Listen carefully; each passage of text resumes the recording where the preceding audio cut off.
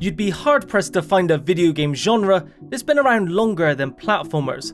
They are a staple of the gaming industry, providing a perfect mix of challenge, fun, and charm. In this video, I'll be running down 10 must-play platformers you can get on current-gen platforms, each different from one another in their own unique ways. Let's start off with something retro but also modern, the remake collection of the original 3 Crash Bandicoot games. Not only does the n.sane trilogy offer incredible value for money, gameplay-wise all 3 titles hold up shockingly well. They are simple enough to jump into and get to grips with the basics of a platformer, also offer enough challenge to keep you invested, especially if you want to go for all the gems and relics, which can be nail-bitingly hard. There's a reason why the PS1 Crash Bandicoot games are so iconic. They introduced many to the genre in the 90s and had enough universal appeal for Crash to be considered the PlayStation mascot for a number of years. I'd be remiss if I didn't talk about another fantastic remake collection, and that of course is Spyro the Reignited Trilogy. Much like the Crash n.sane trilogy, these games have held up incredibly well, and the visual upgrade that's been made really brings the fancy world of Spyro to life like never before. Unlike the Crash games, Spyro is definitely a more casual platformer. It's nowhere near as challenging, but that's certainly not a bad thing. Sometimes you just want a fun, light-hearted game that isn't too frustrating, and that's exactly what you get. Astro's Playroom is a completely free game that comes pre-installed on every PS5, and while it's technically a tech demo, not only does it feel like a complete game, it also provides an incredibly unique experience. Astro's Playroom is designed to show off the PS5's DualSense and is still arguably the most impressive demonstration of the controller's haptic feedback and adaptive triggers. Every surface you walk on has a unique haptic response, and the adaptive triggers are used in some really inventive ways. This is arguably one of the best free-to-play games that doesn't feature an ounce of monetization that I highly recommend any PS5 owner make sure they check out if they haven't already. Ori and the Will of the Wisps is one of the most striking games I've ever seen. On the surface, it's a fairly simple looking 2D game, but the animation and lighting effects in particular are more often than not jaw-droppingly good. It's also a surprisingly difficult and emotional journey.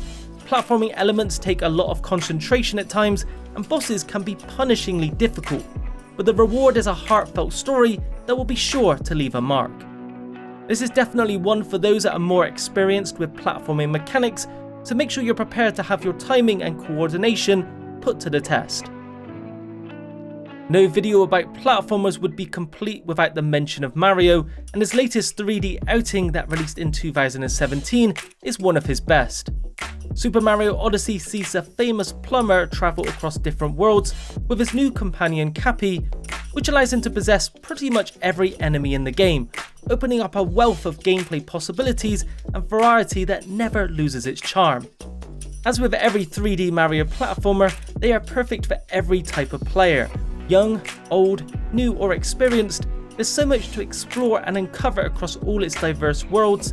It's an experience that feels fresh from start to finish. Next up, we have another Mario title, which is no surprise considering the Italian plumber is essentially the grandfather of platformers. Super Mario Bros. Wonder is a 2D side-scroller and, as the name suggests, features a ton of crazy events to encounter. Each stage has a wonder flower to discover, which will drastically alter the gameplay and world around you. Unlike Super Mario Odyssey, you can play stages online or through local co-op for even more mayhem. Ultimately, it's a classic Mario experience, but with plenty of fun, engaging twists to it that makes it extremely easy to recommend to almost everyone. Mario can even transform into an elephant, and let's be honest, that just sells itself. The next game is a spin-off of the Little Big Planet series, providing a fun platforming adventure to save Craft World with up to 3 of your friends. This is one of those games that's really perfect for anyone of any age, simple enough for younger children to pick up and play, but also offering a compelling world and challenges that will keep adult platforming veterans engaged. In fact, the final Knitted Night trial will have you at the edge of your seat for hours in order to finally beat it. While the story is pretty much your typical save the world scenario you've seen plenty of times before, and its visuals might suggest it's only suitable for a younger audience, it's an extremely well designed game that I immensely enjoyed my time with. So we've talked about how fun Super Mario Wonder and Sackboy are when played with friends, but the next game takes co-op platforming to the next level. In fact, its co-op is so integral to its gameplay, it can only be played with 2 people, hence the name It Takes Two.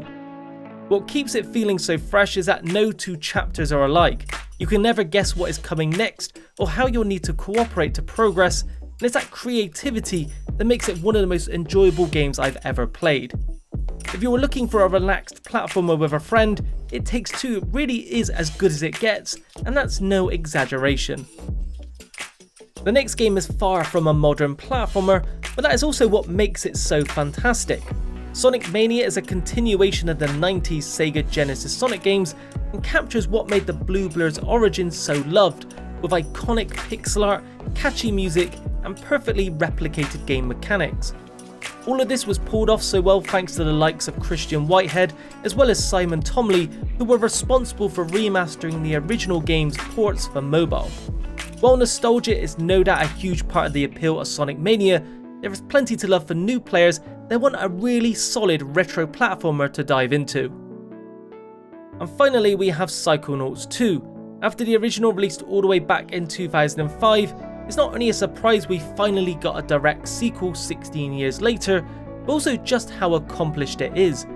Following the story of Rasputin, a newly recruited Psychonaut, you are tasked with uncovering a mole in the midst of the Psychonauts headquarters.